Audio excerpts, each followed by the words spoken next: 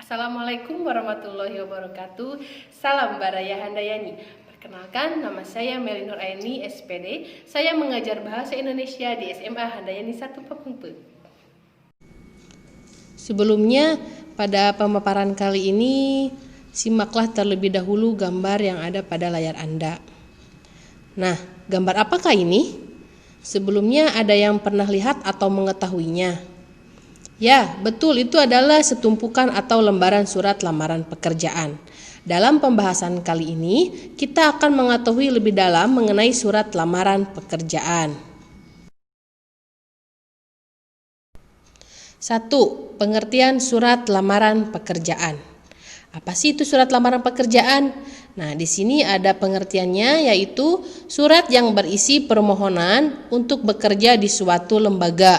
Pada umumnya, surat ini memiliki bagian-bagian yang berisi identitas diri, jasa yang dapat diberikan, pendidikan, kecakapan atau keahlian, serta pengalaman.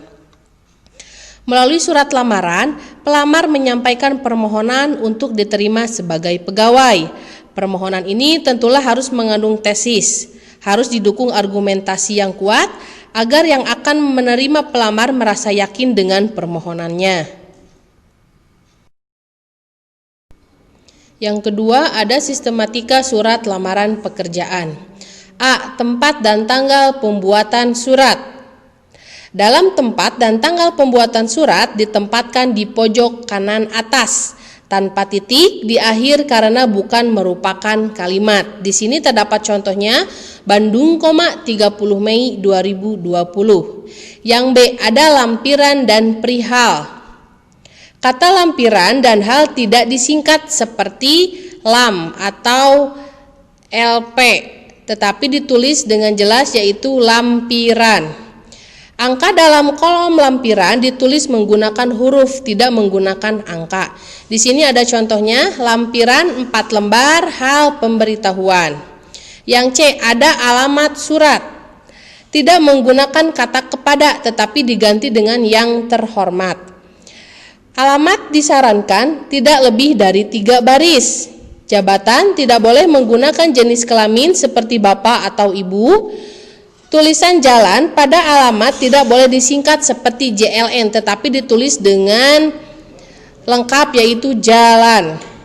Tidak menggunakan titik di masing-masing akhir barisan.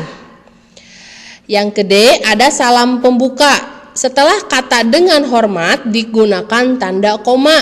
Seperti contoh, dengan hormat, koma. E. Alenia pembuka.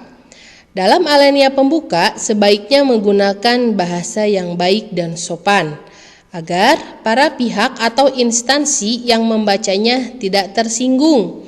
Di dalam alenia ini juga sudah harus muncul pernyataan umum, agar menggambarkan diri pelamar atau tesis. Yang F, di sini ada isi. Isi terbagi menjadi 3.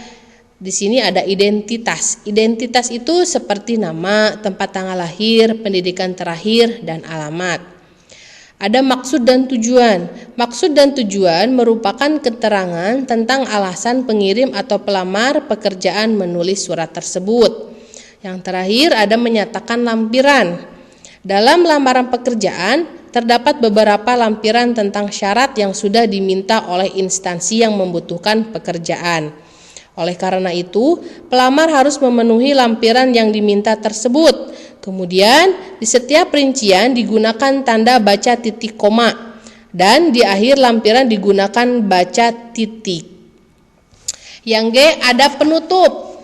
Penutup, di dalam surat lamaran pekerjaan ini, penutup haruslah menunjukkan keantusiasan pelamar pekerjaan kepada instansi yang dituju.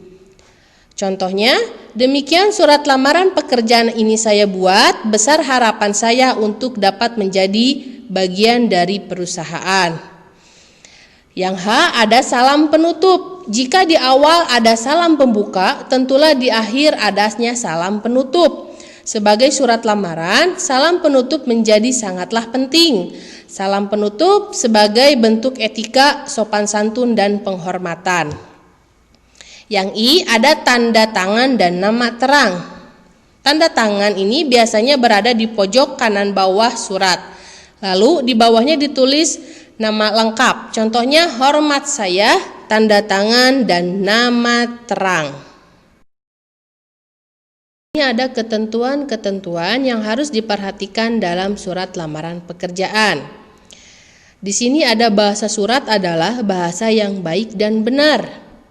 Yang kedua, bahasa surat menggunakan kata-kata yang sopan.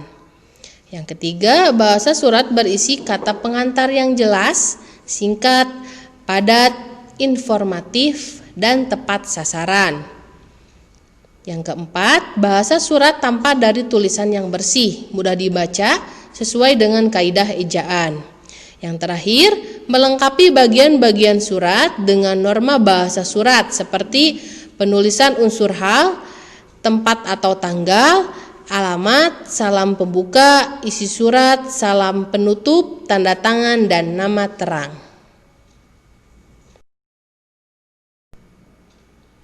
Dan yang kelima, di sini ada menyusun surat lamaran pekerjaan dengan memerhatikan isi, sistematika, dan kebahasaannya.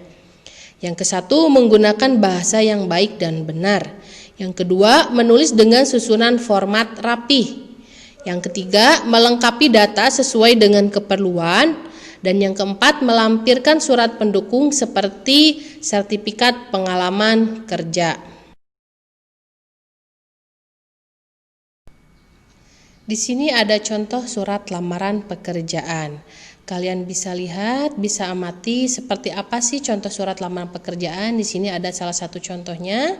Sebelum mulai dengan melihat kerapihan kebersihan surat, jika ditulis tangan, apakah tulisan ditata dengan baik tanpa ada huruf yang salah? Jika menggunakan komputer, apakah format tulisan dan cetak hasilnya baik dan jelas? Nah, hal yang terpenting lainnya yang harus diperhatikan di dalam surat lamaran adalah bahasa yang digunakan. Pertama-tama, surat tersebut menggunakan bahasa yang formal. Ya, surat lamaran memang bukan surat pribadi yang diperuntukkan bagi teman ataupun saudara. Surat lamaran termasuk surat pribadi untuk lembaga yang resmi. Jadi, wajar jika bahasa surat lamaran harus formal, seperti dalam contoh tersebut, bukan bahasa yang gaul. Promosi yang baik bercermin pada pula bahasa yang imperatif. Contohnya, saya selalu siap untuk mendedikasikan diri secara profesional untuk bergabung dalam tim perusahaan yang ibu dan bapak pimpin. Tentulah kita harus menghindari diri dari tulisan yang bertele-tele. Kemukakan persoalan itu secara efektif. Demikian pemaparan materi untuk pembahasan hari ini. Sampai bertemu di video pembahasan selanjutnya. Jangan lupa like, subscribe, comment, and share. Salam Baraya Handayani.